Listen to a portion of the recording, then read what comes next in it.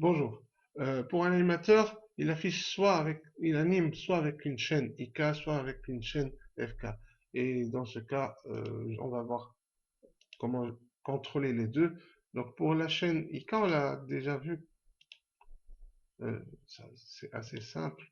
Par exemple, si j'ai ici ma chaîne, je vais juste créer un IK handle ou un IK spline comme on l'a vu dans le torse. Et on va mettre deux cercles, l'un en haut, l'un en bas, et un parentage assez simple. Il n'y a pas de problème ici. C'est assez simple à animer. Ça, c'est pour la chaîne IK. Pour la chaîne FK, c'est un peu plus différent. Parce que pour la chaîne FK, si j'enlève, et je vais créer, donc si je vais faire le même principe, mais juste en FK. En FK, l'animateur, il doit faire la rotation directe. C'est-à-dire qu'il va prendre les bones et les faire tourner. Et comme généralement on n'aime pas animer les bones ni les faire tourner, on rajoute des cercles. Bon, pour ajouter des cercles, bon, je vais juste avant ça sélectionner les joints ici. Et comme d'habitude, il faut enlever les problèmes d'orientation, donc display, local. Donc vous voyez les problèmes d'orientation. Là, le Y il est dans ce sens, ici c'est dans l'autre sens. Donc on va vers et ici. Ok, on va appliquer ça. Donc là, on a une bonne orientation. Ici, bon, je vais juste enlever l'affichage des joints. Ok. Et je vais rajouter des cercles.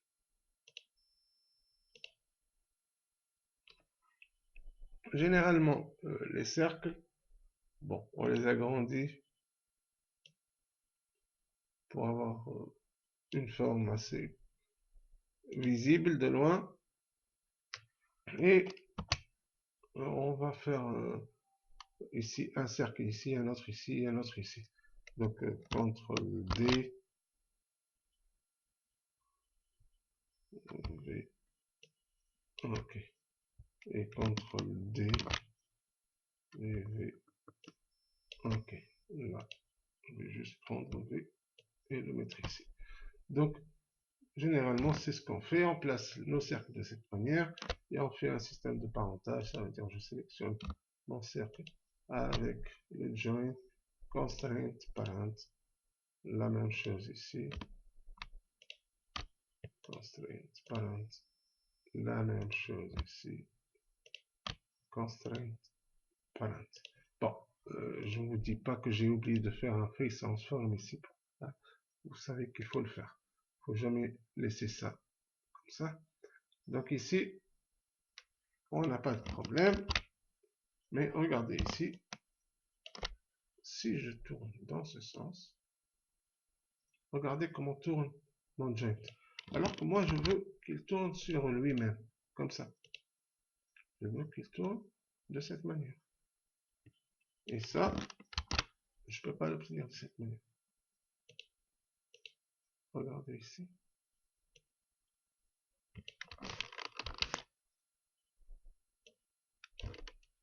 Donc, j'ai toutes les possibilités, sauf cette possibilité.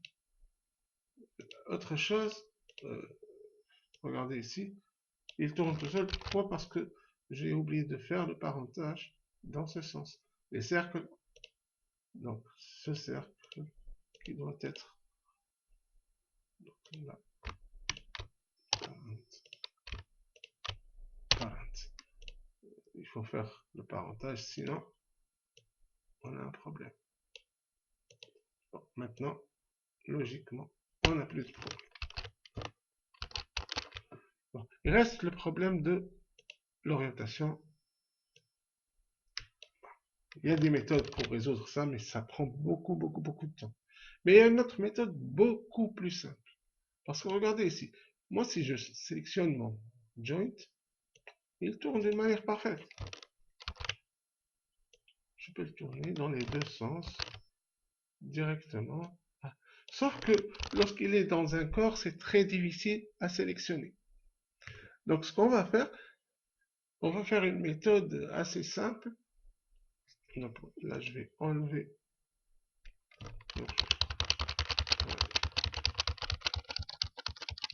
CTRL Z. Ok. Donc là, je vais enlever mes cercles. Et regardez ce que je vais faire. Je vais vous montrer une méthode assez simple. Je vais créer un joint, tout ça. Ici.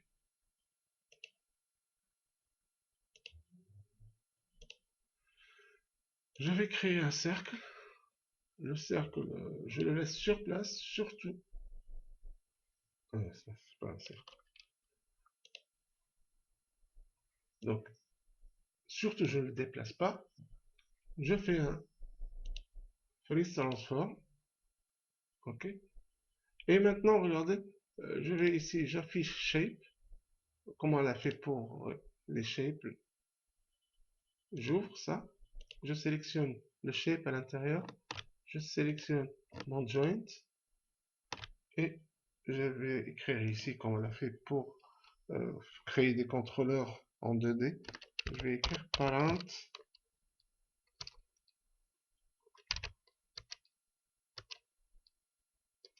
Parent.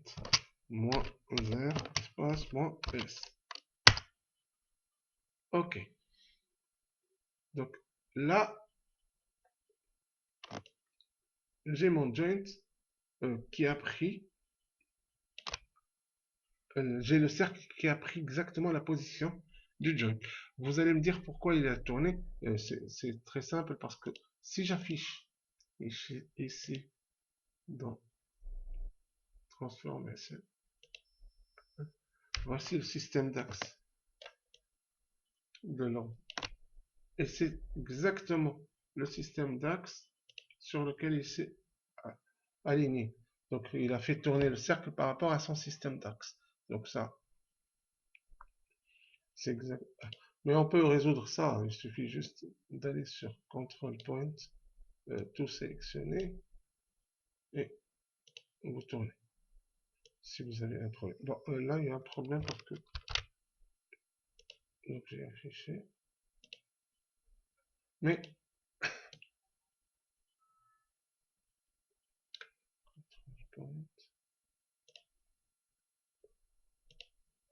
de toutes les manières, le problème ne se pose pas dès qu'on fait un travail régulier. Ça veut dire qu'on fait l'affichage des joints, des orientations. Donc là, comme on a réglé le problème des orientations ici, on va créer un cercle. Je vais créer un freeze transform. Donc je le laisse sur place. Je vais ici. Je sélectionne. Et je vais écrire parent.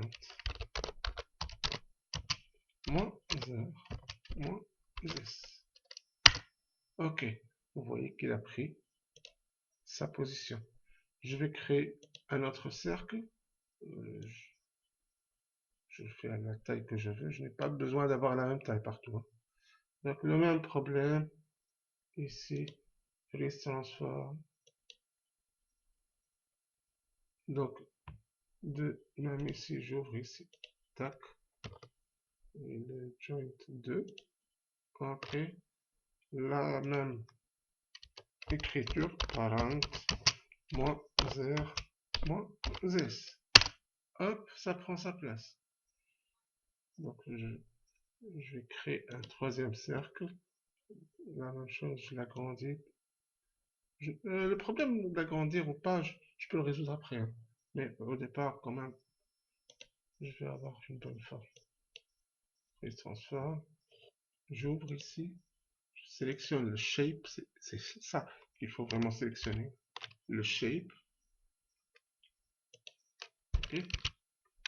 Avec le shape, je sélectionne mon joint. Et j'écris parent. Moins 0, moins 10. Je vais en bas effacer tout ça. C'est des nœuds vides dont je n'ai pas besoin. Je vais ici. J'enlève l'affichage des shapes. Et regardez, là, j'ai un cercle qui fait tourner mon joint. Et en même temps, je tourne dans le bon sens. Mais en fait, ce n'est pas un cercle tout seul, c'est parce qu'il appartient au joint. Il fait partie du joint maintenant.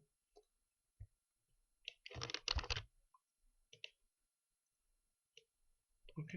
Donc là, on a un contrôle IK parfait.